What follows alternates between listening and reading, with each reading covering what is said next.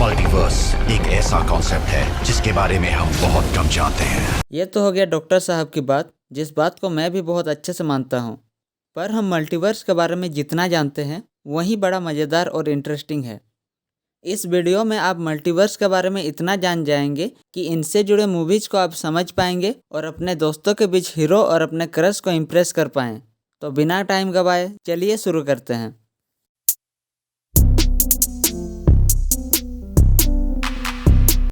Multiverse को समझने से पहले हमें ओरिजिन ऑफ यूनिवर्स के बारे में पता होना चाहिए। आपके दिमाग में बिग बैंग थ्योरी आ रहा होगा, पर भले ही बिग बैंग सबसे ज़्यादा एक्सेप्टेबल थ्योरी है, इसके बावजूद ये कुछ सवालों के जवाब नहीं दे पाती, जैसे बिग बैंग हुआ ही क्यों। इन सभी प्रॉब्लम्स को इटर्नल इन्फ्लेशन थ्योरी एक्सप्लेन करती है। इन दोनों थ्योरीज को किसी और वीडियो में एक्सप्लेन करेंगे। फिलहाल हम अपने मेन टॉपिक पे आते हैं। इटर्नल इन्फ्लेशन थ्योरी ये कहती है कि हमारा यूनिवर्स एक बहुत बड़ा बबल है जिसका निर्माण एक क्वांटम प्रोसेस से हुआ है।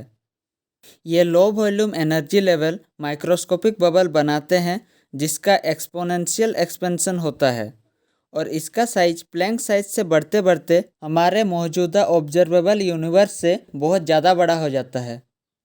जिस बबल का इंटीरियर एक लोकल बिग बैंग होता है।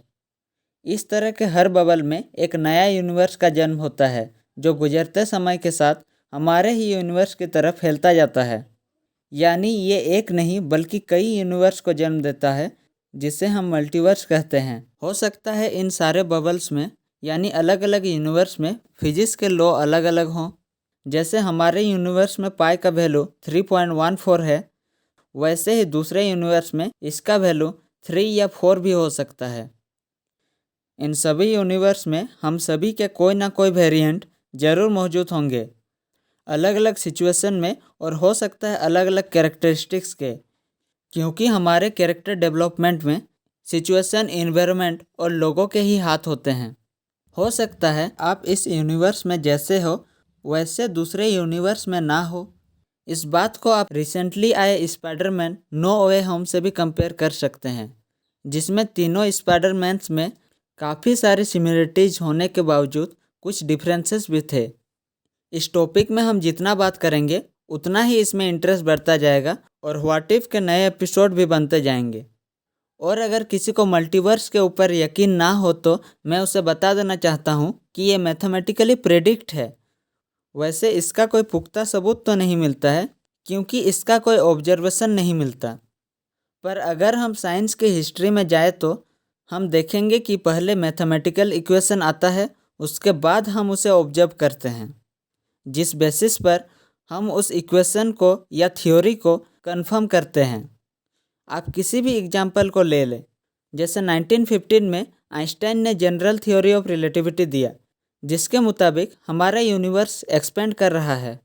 आइंस्टाइन खुद कंफर्म नहीं थे, पर मैथमेटिकल इक्वेशन इसको सही बता रहा था और उसके 12 साल बाद उसका ऑब्जर्वेशन मिला। उनके ही इक्वेशन से पता चला कि ब्लैक होल एग्जिस्ट करता है और अब जाके उसका इमेज सामने आया। तो आप कैसे नज़रअंदाज कर सकते हैं मल्टीवर्स को? मैथमेटिक्स के ही वजह से पता चला कि हमारा सोलर सिस्टम का सेंटर अर्थ नहीं है। इसी के वजह से पता चला कि सोलर सिस्टम भी हमारे गैलेक्सी का सेंटर नहीं है।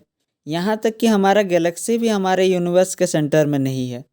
तो ऐसा भी तो हो सकता है कि हमारा यूनिवर्स सेंटर ना हो और यहाँ बहुत सारे यूनिवर्सेस हो, यानी मल्टीवर्स। तो बस आज के लिए इतना ही।